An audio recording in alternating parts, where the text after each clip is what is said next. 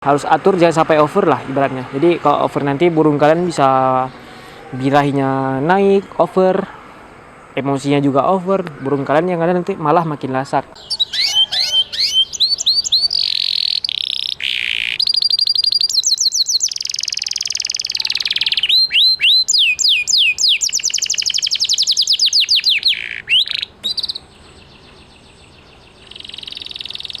Hai, kembali lagi bersama saya Irfan di Bird Champion Training TV. Kali ini kita lanjutkan yang kemarin ya. Kemarin juga saya sempat bilang kalau hari Selasa kita bakal update rawatan lagi. Tetapi sayangnya malah hari Selasa saya baru sempat untuk membuat video. Nah, kali ini kita lanjut dulu ya ke rawatan yang kemarin. Kemarin kita sudah upload ya video untuk rawatan kenari agar gacor sepanjang masa. Nah, tetapi di video tersebut belum lengkap ya. Karena kalau untuk saya jadikan satu video kan rasanya terlalu panjang gitu. Jadi sekarang kita lanjut ke part yang keduanya atau bagian yang kedua lanjutannya. Nah, untuk yang belum nonton yang kemarin silahkan cek ke deskripsi video ini, nanti saya cantumkan linknya cara merawat kenari agar gacor sepanjang masa, yaitu bagian 1. Nah, untuk di bagian kedua saya rasa kalau untuk bagi yang merawat kenarinya cuma untuk rumahan tidak seberapa penting ya. Lebih penting ke yang bagian pertama kemarin. Karena yang bagian-bagian penting sudah kita kupas di sana. Sekarang kita kupas ke bagian yang kedua. Langsung saja kita masuk ke yang pertama ya, yaitu pengumbaran. Kenapa pengumbaran ya? Karena pengumbaran itu saya rasa sangat penting ya untuk burung, bukan cuma kenari tetapi untuk semua burung. Pengumbaran sendiri memiliki manfaat masing-masing, tergantung kalian mengumbar kenari kalian itu tujuannya untuk apa. Di sini saya tidak bermaksud mengajarkan tetapi berbagi ya. Ingat, saya di sini berbagi dari pengalaman saya pribadi. Untuk pengumbaran ada beberapa macam ya, langsung saja saya jelaskan satu persatu. Yang mana yang pertama, pengumbaran yang dilakukan untuk menggacorkan burung. Misal burung udah ngeriwik, nggak mau pecah ya, suaranya udah ngeriwik kasar tapi nggak mau pecah, itu lebih bagus burungnya dijemurnya agak kencang sedikit, kemudian diterapkan terapi umbar. Nah, umbarnya juga itu jangan terlalu over ya, maksudnya jangan dipaksa. Dari contoh pengumbaran untuk burung kenari muda, begitu dikenalkan dengan umbaran langsung dipaksa terbang, padahal burung tersebut fisiknya masih sangat lemah ya. Jadi kalian ngumbarnya itu pelan-pelan. Contohnya gini ya, umbar 20 kali bolak-balik dari misal ini tangkringan ya. Jadi penghitungannya, karena saya juga dulu pas nonton video orang dulu ya beberapa tahun yang lalu saat masih belajar, kebingungan ya saat penjelasan di pengumbaran. Nah, contohnya gini ya, ini tangkringan 1, ini tangkringan 2. Nah, dari sini terbang kemari, kemudian balik lagi kemari. Ini kita hitung 1 kali terbang ya, 1 kali putarannya. Jadi kalau kira-kira sudah 20 kali dia bolak-balik atau minimal burung sudah mangap-mangap, itu kalian sudah bisa stop dulu sampai dia burungnya agak tenang, sampai istirahat, baru nanti diumbar lagi. Saya rasa kalau untuk masih pertama pengumbaran 60 kali bolak-balik itu sudah sangat lumayan ya.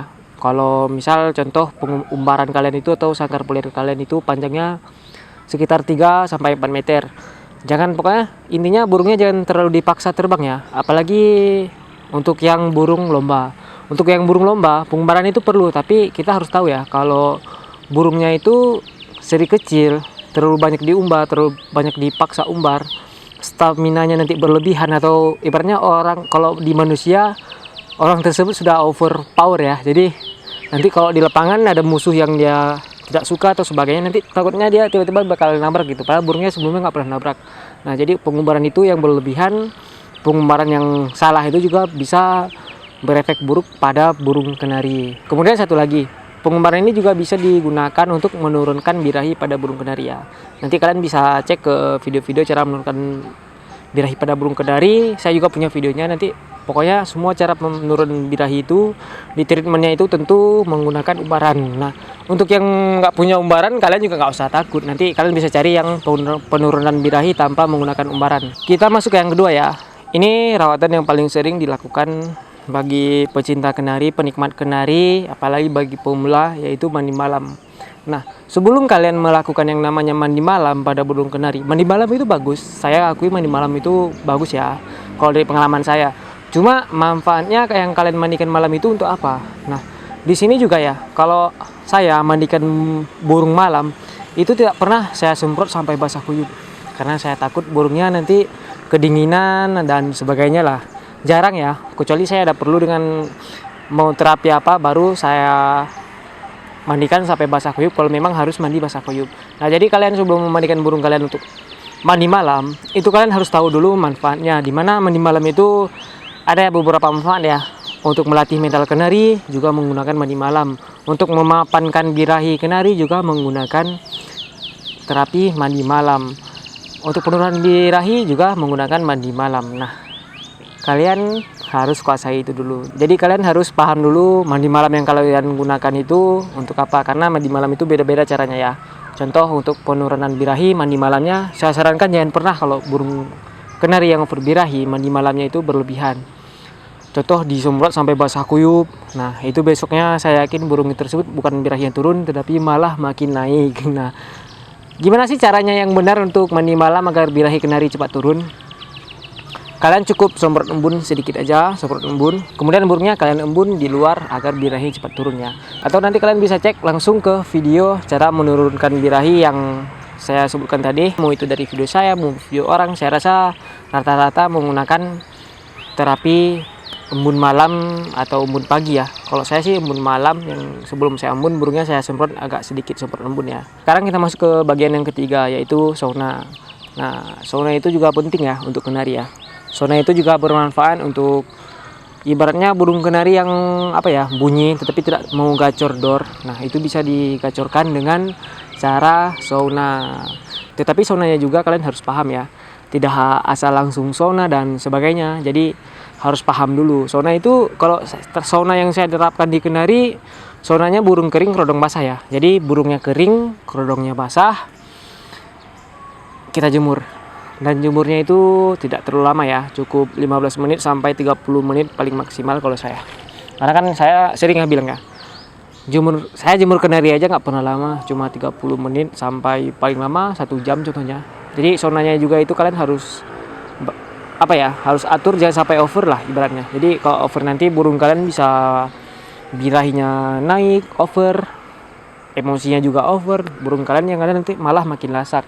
Jadi kalian saya sarankan saunanya cukup sebentar saja, jangan asal-asal sauna ya. Kalian juga harus melihat dulu burung kalian itu kondisinya sehat atau tidak.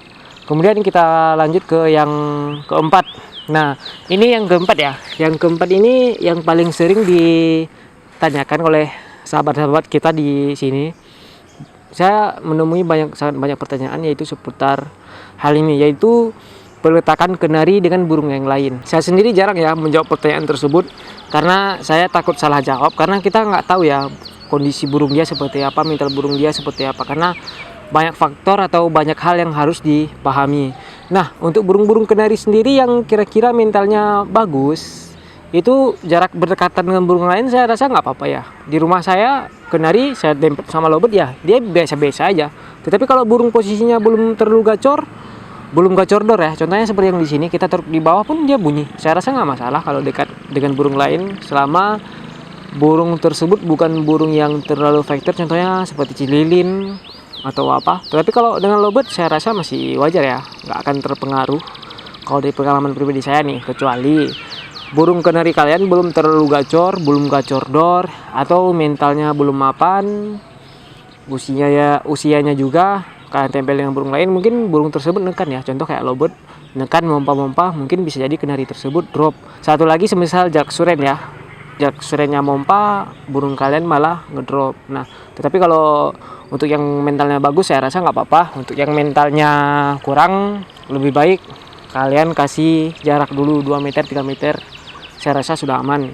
Kemudian kita lanjut ke rawatan yang selanjutnya ya, yaitu rawatan saat burung mabung. Nah, fase ini yaitu fase mabung ya. Sangat banyak kenari-kenari, contoh ya, cuma orang pelihara kenari untuk gacoran rumahan, dia cuma ngasih makan, burungnya tetap gacor ya. Tiba-tiba burungnya mabung, macet bunyi, sampai macet bunyi nggak mau bunyi lagi, disitulah burung tersebut rusak. Jadi kalian harus paham ya perawatan kenari saat mabung. Contoh di sini akan saya bahas beberapa ya. Kalau burung yang sedang mabung itu bulunya sedang jatuh, saya sarankan jangan pernah dijemur dulu.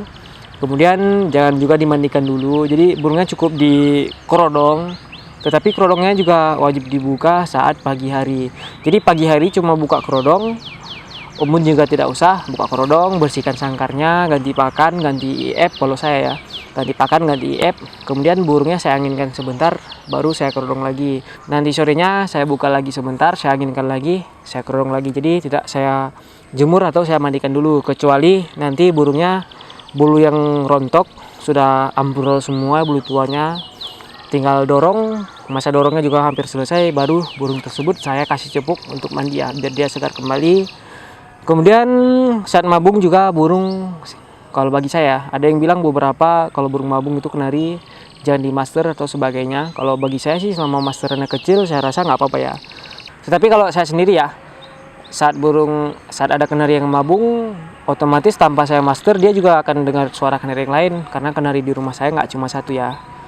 Yang saya posting video kenari itu tiap hari rata-rata semuanya punya saya sendiri ya. Kalau ada kenari dari teman yang saya video, itu di deskripsinya pasti saya cantumkan pemiliknya siapa. Saya rasa cukup sampai di sini dulu ya. Saya rasa di video ini 5 pembahasan sudah cukup. Jadi kita belajar pelan-pelan ya, kita berbagi sedikit demi sedikit. Yang nonton juga nangkapnya sedikit demi sedikit biar nantinya cepat paham atau sebagainya. Intinya saya di sini berbagi ya, bukan mengajarkan. Nah, kalau kalian merasa video ini bermanfaat, jangan lupa like seperti biasa. Kalau ada yang tidak dimengerti, kalian bisa tanyakan di kolom komentar. Oke, sekian dulu. Semoga bermanfaat. Jangan lupa yang saya katakan tadi, like videonya kalau kalian rasa bermanfaat. Nah, sekian. Wassalamualaikum warahmatullahi wabarakatuh. Terima kasih.